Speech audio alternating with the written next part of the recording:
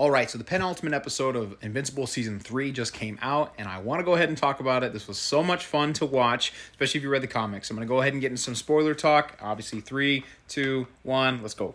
So obviously, this is the start of the Invincible War. As you've read the comics, obviously you show all these different variants of Mark who come into the universe and are basically just wreaking havoc, destroying places, killing a lot of people, and they're basically brought in by one individual. That individual is none other than, of course, Angstrom Levy. He's been basically rebuilt by his head after Mark basically left him for dead after he crushed his skull into a million pieces. And he took all these different variants of Mark to lay waste on the entire planet. Apparently, he also promised each one of them that they would have their own dimension that they could conquer as long as they helped him. We actually got to see a lot of heroes fight all the different Invincible variants, and a lot of people died. A lot of the heroes died. There was a lot of big battles. One of the biggest ones that was kind of expected was none other than, of course, Rexplode. Ended up passing away. He ended up sacrificing himself to save the rest of the teen team, or not really the teen team. He was severely injured, and when he gets in the chokehold like that, he basically activates his skeleton and blows himself up, and ends up taking that version of Mark with him. So, R.I.P. Rex, we are going to miss you, especially because we started to like you a lot more this season.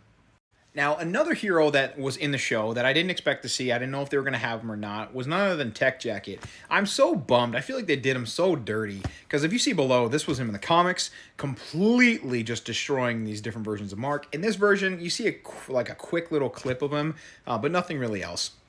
So then at some point, all of the different Marks end up turning against Angstrom, believing that they really have no need for him other than that they can torture him just for his teleportation abilities. And so he ends up escaping after he fights Mark, and all the other versions of him are put into the wasteland that he was in Season 2.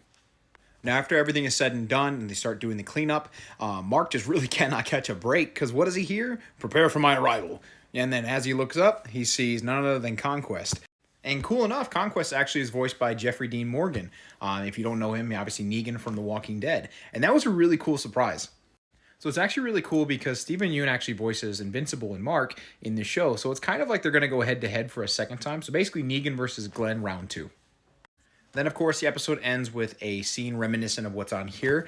I cannot wait to see what's going on with this show. I can't wait to see the finale. Hopefully it doesn't take 2 years for Season 4 to come out. But it's going to be so much fun. If you've read the comics, you know this is only the beginning of some serious shit that's about to go down. So it's going to be really fun. But I want to know what you guys thought of the episode. Go ahead and leave your thoughts and comments down below. And let me know what else you'd like to see.